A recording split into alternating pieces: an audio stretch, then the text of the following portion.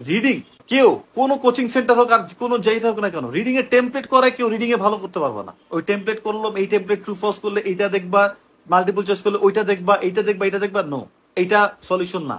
এটা 20% কাজ করে। এই 20%টা কাজ করতে হবে রিডিং এর কখন কখন করতে হবে, একেবারে 80% হওয়ার পরে, লাস্ট 20% এটা এইটা সলিউশন না। যেটা আমরা সাধারণত কোচিং সেন্টারে গেলেই আমাদেরকে ধরা দেয় শীট, অনেকগুলো মোটা মোটা শীট, বই, এইটাকে এরকম, এখানে এটা হয়েছে, এটা হয়েছে, এটা হয়েছে, এখানে এই জন্য এটা হয়েছে, ভাই এই জন্য তো এটা হয়েছে, ঠিক আছে, কিন্তু আমার তো গোড়া থেকে শুরু করতে হবে। তো প্রথমে আমি সবসময় বলি রিডিং এর জন্য দুইটা জিনিস করতে হবে, কম্প্রিহেন্সিভ অ্যাবিলিটি, অ্যানালিটিক্যাল অ্যাবিলিটি, এই দুইটা জিনিস। কম্প্রিহেন্সিভ অ্যাবিলিটিটা কি? একটা জিনিস আমি পড়তেছি, সাথে সাথে এটা বুঝতেছি ইংলিশে, এইটা তো আমাদের হয় না, আমাদের তো ইংলিশে পড়ার অভ্যাস নাই। এটা ডেভেলপ করতে হবে। কিভাবে ডেভেলপ করতে হবে? ডেইলি 2 ঘন্টা করে বই পড়তে হবে, এটা কোনো বিকল্প নাই। আচ্ছা এবার আসি, কোন ধরনের বই পড়তে হবে এটা মাথা রাখতে হবে। কোন ধরনের বই আমরা পড়বো? Easiest books, not hard stuffs, not articles, not Cambridge passages, ওগুলো থেকে আমরা পড়বো না। Those are not the stages where we have to start.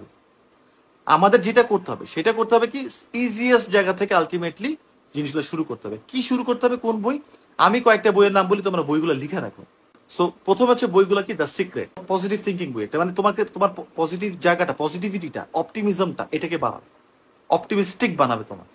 হ্যাঁ, এইটা একটা খুব ইম্পর্টেন্ট বই, পড়ো, দেখবা মাইন্ডসেট, হ্যাঁ, ওয়ে অফ থিঙ্কিং সবকিছু চেঞ্জ হয়ে যাচ্ছে। তারপরে তোমরা পড়তে পারো think and grow rich, rich dad poor dad, the alchemist. আর একটা বই আমি পড়তে বলি পোয়েটিকের কারণে, কারণ আমাদের ভিজুয়ালাইজেশন তৈরি করতে হবে, তো সেটা হচ্ছে দি এরাগন, এটা পড়তে পারো।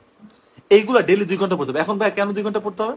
2 ঘন্টা পড়ার পিছনে একটাই কারণ, সেই কারণটা হচ্ছে এরকম যে আমাদের স্টার্ট হবে পরীক্ষা লিসনিং দিয়ে।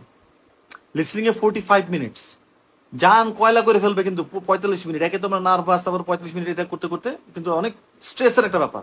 এরপরে রিডিংটা, এরপর আসবে রিডিং 1 ঘন্টা। তার মানে কি, ব্রেইনকে আমাদেরকে আগে থেকে স্ট্রেস নেওয়ার যে ব্যাপারটা সেটাকে ডেভেলপ করতে হবে বিভিন্ন ওয়েতে।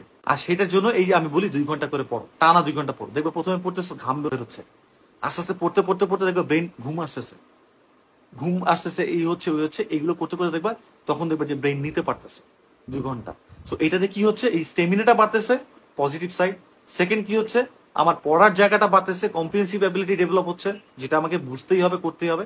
আর থার্ড কি হচ্ছে, পরীক্ষার জন্য প্রিপেয়ার্ড হচ্ছে। আরেকটা যেটা ইম্পর্টেন্ট, সেই বইগুলো আমাকে মোটিভেটেড করতেছে। ওই বইগুলো খুবই ইম্পর্টেন্ট, খুবই খুবই খুবই ইম্পর্টেন্ট।